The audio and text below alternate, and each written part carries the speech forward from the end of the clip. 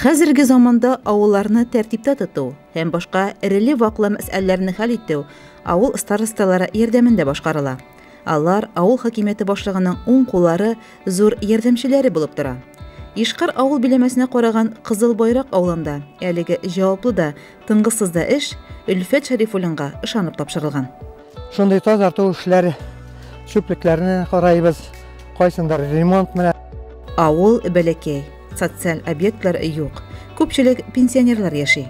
Авыл биләмәләрендә старосталар барлыкка килгәч, беренче булып авылда Шамсетдинов Илдар староста булды. Ул мәрхүм булып киткәч, аның эшен дәвам итәргә авылның фермеры Шәрифуллин Өлфәт дәвам итә инде.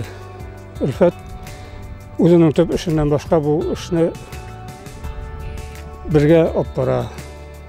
Ул беренче ел староста булуына карамастан зыяратларның торышлары күзгә күренеп яхшырды. Ул тырыш кеше белән общий язык таба белән кешеләрне җәлеп итә белән. Өлфәт Зөфәр улы авылның иң актив, уңган һәм җаваплы кешеләренең берсе. Староста эшеннән тыш 2006 елдан башлап крестьян фермерлык белән шөгыльләнә. 2015 елда эшен башлаучы фермерларга ярдәм программасында катнашып, грант алуга ирешкән.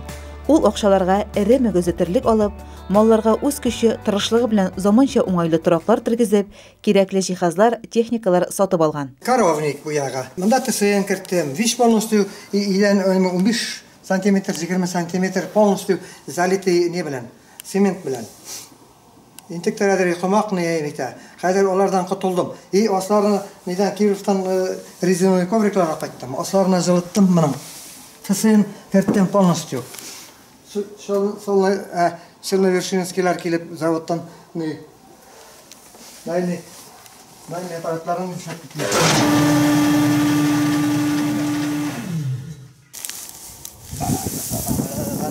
Әйбәт пешән. Быел Аллага шөкер яңгырган игәләкмәде. Ятмый шәт матур. Трой-тройларым кирәк икән.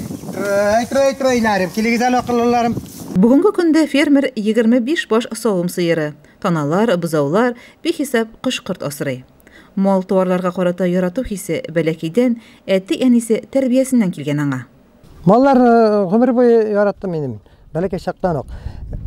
Авылда сарык фермасы бар иде. Әнием сарык фермасында эшләде. Әтием заферма булып эшләде. Электрик тә булды, ул тегермәндә булды, үзенең личный тегермәне авылда.